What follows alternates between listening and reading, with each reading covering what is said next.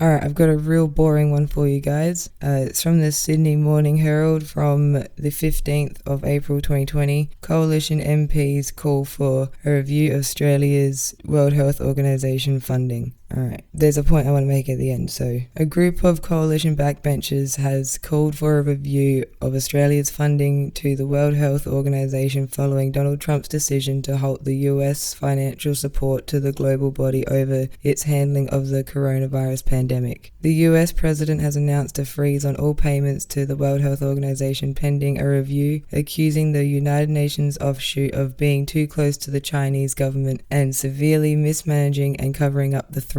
Prime Minister Scott Morrison on Wednesday didn't rule out reviewing the WHO's performance once the pandemic was over, saying Australia did not rely on the World Health Body's advice in dealing with the COVID-19 outbreak. Foreign Affairs Minister Marissa Pines said that Australia shared some concerns about the World Health Organization's management of the crisis. Australia is not going to cease funding the WHO as we work extensively and well with the World Health Organization in our region, in particular to support the health needs of Pacific Island countries and in Southeast Asia, she said. Concerns about the WHO's management in the Geneva should not detract from this important life-saving work. The MP's push comes after the Sydney Morning Herald and The Age on Wednesday revealed backbenchers from both major parties have called for the World Health Organization to give membership to Taiwan, which is blocked from joining by China. Liberal MP Dave Sharma, a former senior diplomat, said Australia and other countries should undertake a global review into the World Health Organization. Australia is a top 10 donor on any given year, which means we have invested a lot into the infrastructure and it's been shown to be failing to reform, Mr. Sharma said. The Liberal MP Concetta Fierravanti-Wells, who was the Minister for Development in the Turnbull government, said a review into the Australia's funding into the World Health Organization should be conducted through the parliamentary committee system. Australia has been a consistent and committed contributor to the international multilateral system through the UN agencies. Regrettably, the system is marred by inefficiencies, duplications, and undue political influence by totalitarian states that use the multilateral system to further their political ends, she said. The recent pandemic has demonstrated that when push came to shove, countries made their own decisions.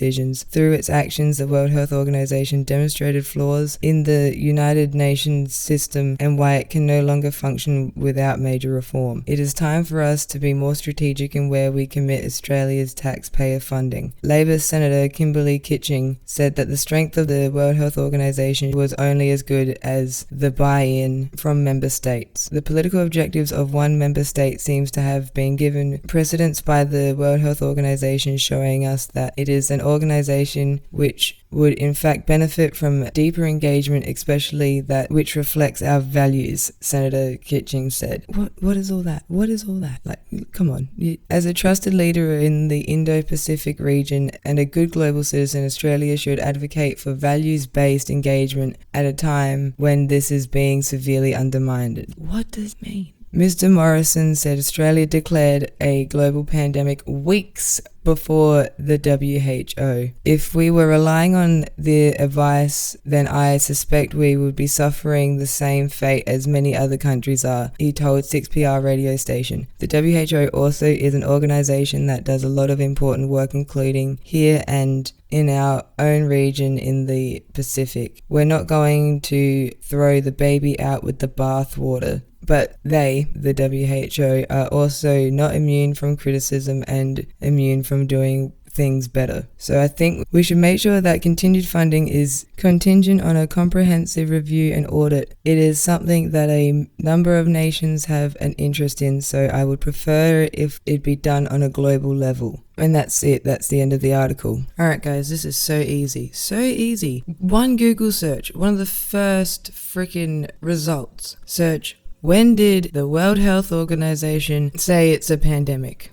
This is a BBC article, and I'll let the doctor do the rest of the speaking. WHO has been assessing this outbreak around the clock, and we're deeply concerned both by the alarming levels of spread and severity and by the alarming levels of inaction. We have therefore made the assessment that COVID-19 can be characterized as a pandemic. Pandemic is not a word to use lightly or carelessly. It's a word that, if misused, can cause unreasonable fear or unjustified acceptance that the fight is over, leading to unnecessary suffering and death.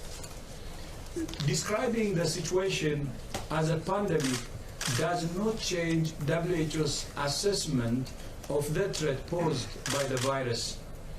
It doesn't change what WHO is doing, and it doesn't change what countries should do.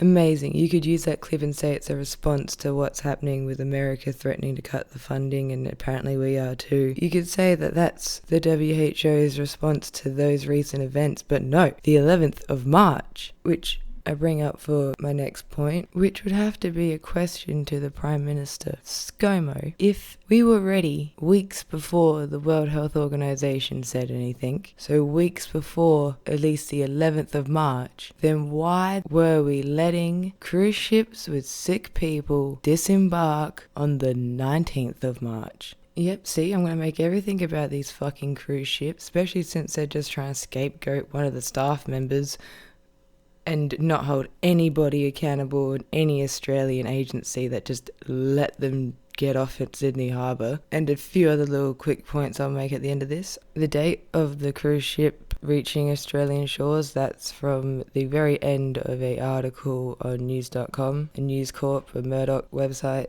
And that's one of the few places I could find it. Hey, and I just appreciate how the World Health Organization knew the gravity of claiming a pandemic, and I don't think it would have been their intent or like their reason, but I think when you do something like that, that's going to have some sort of effect on the markets. So like the big stupid idiots that we have leading countries that are trying to scapegoat different organizations and different state governments, it's just Australia is America Junior. That's why I keep bringing that up in my videos. But yeah, I should wrap this up. Thanks for watching, everyone. Like, subscribe, click on the links, whatever. Stay safe, wash your hands, stay away from each other, but be kind to each other. Be kind from a distance.